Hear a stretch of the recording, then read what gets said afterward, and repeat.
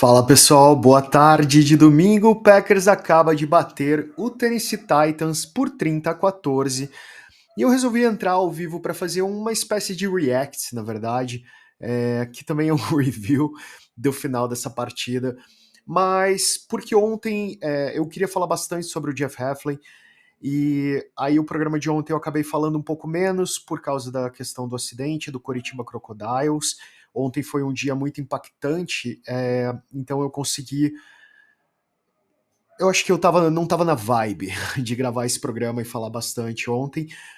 E aí hoje eu resolvi entrar agora, depois do jogo, para falar mais um pouco sobre isso. Mas o principal ponto que eu queria trazer, eu até vou deixar o link aqui na descrição do vídeo. A minha previsão ousada, que a gente sempre faz no começo do ano, antes de começar a temporada no Huddle Podcast, é que o Packers iria para a final de conferência com tanto o ataque quanto a defesa entre o top 5 da NFL. A defesa era o meu leap of faith, porque no ano passado a defesa do Packers estava posicionada na 20ª posição da liga. E, assim, não teve necessariamente um desempenho de uma defesa de elite, nem na primeira, nem na segunda semana, mas principalmente porque a defesa estava cedendo muita jarda terrestre, principalmente a forma como o Jeff Hafley está mudando a importância da linha de defesa e também da atuação dos linebackers. Criou algumas confusões, abriu um pouco o campo, principalmente para o Jonathan Taylor e para o Saquon Barkley correrem com a bola, e o Packers acabou cedendo mais jardas do que o ideal nos dois primeiros jogos. No primeiro jogo contra o Philadelphia Eagles aqui no Brasil, que inclusive, cara, foi um evento maravilhoso, eu tava lá, foi emocionante, apesar da derrota, ficou muito fácil de perceber como o Packers precisava realmente fazer ajustes mais rápidos na sua defesa contra a corrida. E ficou muito fácil de perceber que um dos grandes problemas é o próprio Quay Walker, com a dificuldade que ele tem de adaptação e a falta de velocidade muitas vezes para ele antecipar algumas jogadas. E ele Opa, bati aqui. E ele acaba ficando mal posicionado em campo. Hoje, o Packers conseguiu proteger melhor o seu campo. A defesa, como um todo, jogou muito melhor. Mas o que eu queria trazer, principalmente aqui, é que a minha leitura principal em relação ao Jeff Hafley seria a agressividade dessa defesa. Porque a minha crítica em relação ao Joe Barry é que o Joe Barry era um cara muito conservador. E o Packers dava campo para times que você não pode dar campo. Eu fiz uma análise muito grande da defesa do Joe Barry depois da derrota contra o 49ers, porque o 49ers é um time que joga grande parte do seu jogo ofensivo de 7 em 7 jardas, e o Joe Barry dava essas 7 jardas de graça para o 49ers. E isso dificultou muito o jogo, porque os adversários do Packers, quando sabem jogar com as jardas que o Packers está dando, que é uma coisa que não tem como o Shanahan não saber usar, porque o Shanahan é uma mente ofensiva, ele entende o que o Joe Barry faz em campo, ele sabe que além de ele estar ganhando campo, além de ele estar se mantendo em campo, ele está comendo o tempo do relógio. E isso dificulta ainda mais para o teu ataque voltar para o campo, para o teu ataque pegar na bola e conseguir pontuar. Então, em alguns jogos no ano passado, ficou muito claro como o Joe Barry ele realmente estava sendo uma âncora para esse time, estava segurando um time que podia estar voando.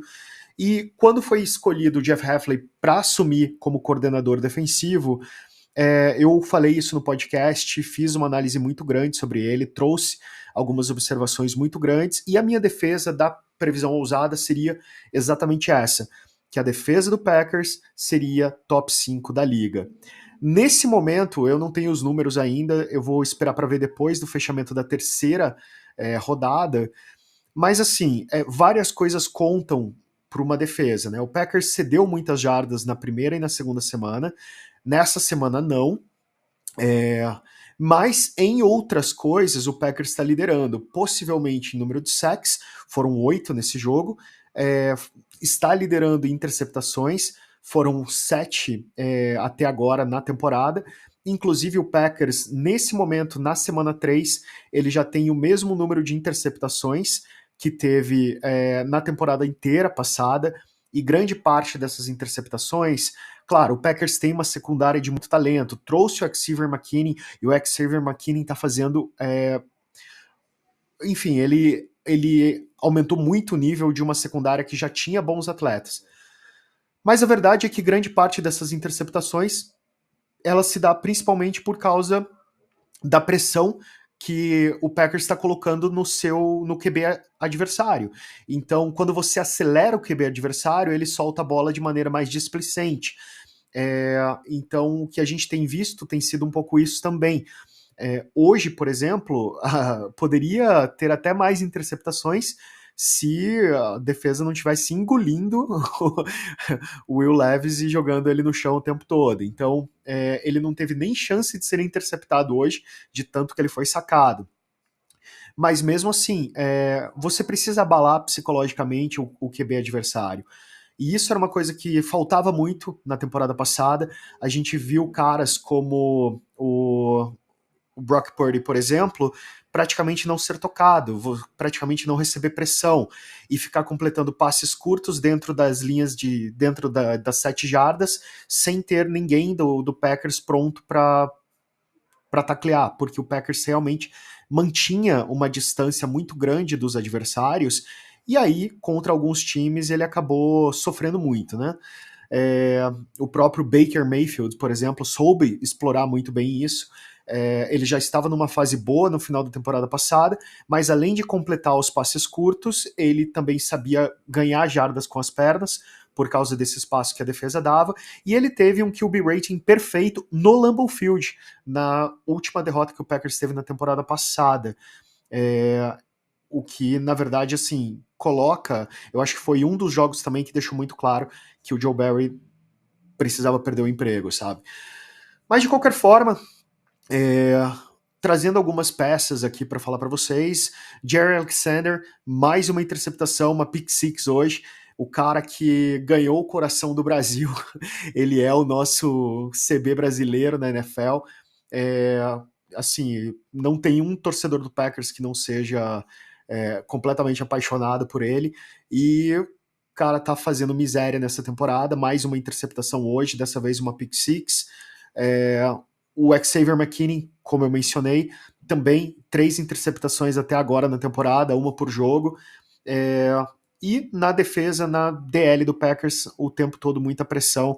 A gente tá vendo jogadores subindo muito de nível também, mas, por exemplo, alguns jogadores importantes que estão fazendo as suas jogadas, o Rashan Gary, mais uma vez, muito importante, e eu queria trazer também o Edwin Cooper, que hoje, no último sack, foi dele, ele entrou livre, então onde o Jeff Hafley é tão diferente do Joe Barry. No último sack do Packers, você tem 7 jogadores do Packers fazendo pressão, um deles é o Edwin Cooper, e ele passa praticamente intocado e acaba com o Will Levis numa jogada importante. E isso, quando você faz isso em terceiro down, em terceira descida longa, claro, você tem um cobertor curto na NFL. Se você tá fazendo pressão no QB, você tá tirando a cobertura que você teria na tua secundária. Mas é aqui que muda o mindset defensivo entre Joe Barry e entre Edwin Cooper. Desculpa, entre o Jeff Hafley usando peças como o Edwin Cooper. Porque sim, você poderia ter essas peças importantes escaneando o campo numa secundária forte e evitando, por exemplo, um passe. Poderia. Mas quando você pressiona o quarterback adversário, você talvez, e aí entra a questão por que uma filosofia pede uma coisa e a outra faz outra, você acaba tirando a oportunidade do QB de fazer esse passe, e quando você tira a oportunidade do QB de fazer esse passe e você acelera o quarterback, você também deixa o quarterback num estado mental um pouco mais perturbado, e às vezes você pode fazer com que ele cometa erros. Então, uma defesa mais agressiva, ela deixa o quarterback adversário mais desconfortável, e por mais que você possa ceder algumas big plays, você tem a oportunidade de tirar o teu adversário de campo mais rápido e devolver a bola para o teu ataque. Então, como filosofia, principalmente eu era linebacker, eu era um jogador que tinha um foco muito grande exatamente em atacar o quarterback, em entrar em blitz, e, e depois eu fui head coach, general manager, é, mas assim, sempre tive uma mente defensiva no futebol americano. Eu sempre optaria por uma defesa agressiva. Eu sempre optaria por uma defesa que, além de poder realmente roubar a bola de volta para o teu ataque, essa defesa deixa o time adversário desconfortável. Então estou fazendo esse programa muito mais focado na defesa. O Malik Willis jogou muito bem. O LaFleur abriu realmente o playbook, porque a defesa do Tennessee conseguiu impedir realmente o jogo de corrida, mas ele teve ótimos números, o ataque do Packers se provou muitas vezes até agora realmente sólido, e com a volta do Jordan Love, talvez a gente tenha realmente a possibilidade de ver esse time que vai ser um rolo compressor da NFL. Mais uma coisa que eu queria observar tanto o nosso kicker, o Braden, quanto o Malik Willis, eles vieram depois do training camp, e eu fiz essa observação no podcast. O Packers realmente acredita que tem um time para ganhar título, porque o que eles estão fazendo depois do training camp, tirando os dois QBs que disputavam a vaga para ser o reserva do Jordan Love, e também tirando os dois kickers que disputaram para ver quem seria o starter. Então, você cortando 4 pessoas e trazendo 2 pessoas totalmente novas, isso é um movimento inusitado do front office do Packers. E isso só pode significar uma coisa: eles realmente acreditam no time que eles têm na mão, eles realmente acreditam no momento, sabe, que eles têm hoje para buscar esse título, e eles estão realmente cobrindo a possibilidade de algo dar errado nessa temporada.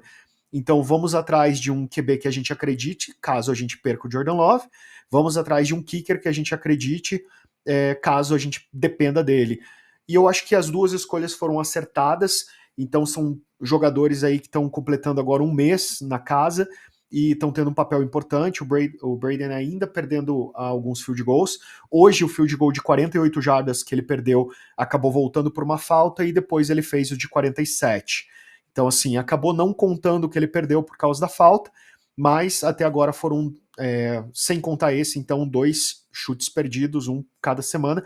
Mas ele tem feito bons chutes e ele tem feito bons field goals, tem passado mais segurança do que a gente tinha com o Carlson. De qualquer forma, mais uma vez eu queria dizer que as minhas previsões em relação a esse time do Packers, elas estão se confirmando. O Packers escorregou, literalmente, inclusive, no Brasil. Jogou melhor do que o Eagles, deveria ter saído com a vitória. Infelizmente, alguns erros, tanto ofensivos quanto defensivos, acabaram comprometendo o jogo aqui no Brasil. As faltas continuam acontecendo, muito holding da linha ofensiva. Então, ainda tem muita coisa que o Packers precisa corrigir nas próximas semanas, mas pelo menos hoje essas faltas acabaram não comprometendo, e o time mostrou realmente uma atuação muito sólida. Agora a esperança é próxima semana, semana 4, contra o Minnesota Vikings, que é um time que também vem forte. Eu falei muito bem sobre o Sam Darnold na off-season, falei muito sobre o Sam Darnold mesmo, que eu previa que ele teria a melhor temporada dele na NFL, e a gente está vendo realmente um time do Vikings forte, competitivo, e que pode ser aí um dos contenders da NFC. Então a próxima semana é uma semana muito importante. Com a volta do Jordan Love, a gente vai ver aí provavelmente o maior desafio do ano até agora. Vamos ver, tô bem animado, bem feliz com o que eu vi, e isso inclusive motivou a gravação desse vídeo agora. Então, galera, volta essa semana ainda com mais conteúdo do Green Bay Packers. Mais importante do que qualquer coisa, quinta-feira a gente está de volta ao vivo, mais um Huddle Podcast juntando toda a galera para falar sobre futebol americano. E a próxima rodada da NFL como um todo. Então fica ligado. Se você não segue o Huddle Podcast ainda, segue o canal Huddle Podcast, tanto as nossas contas de redes sociais. A gente está no Threads, a gente está no Insta, e a gente tá no TikTok também, e de qualquer forma, principalmente no YouTube, segue o canal, que a gente tem muita novidade, muito vídeo entrando na timeline. Hoje o vídeo era muito mais focado na defesa, porque ontem, por causa do acidente, realmente eu não consegui produzir o conteúdo que eu queria, então eu resolvi fazer um extra hoje, mas logo eu volto para falar da semana 4 e esse grande desafio contra o Vikings. Abraços e durante a semana teremos novos encontros por aqui. Até a próxima. Huddle Podcast. Let's go! Tudo sobre a NFL. Toda quinta-feira, às 20 horas.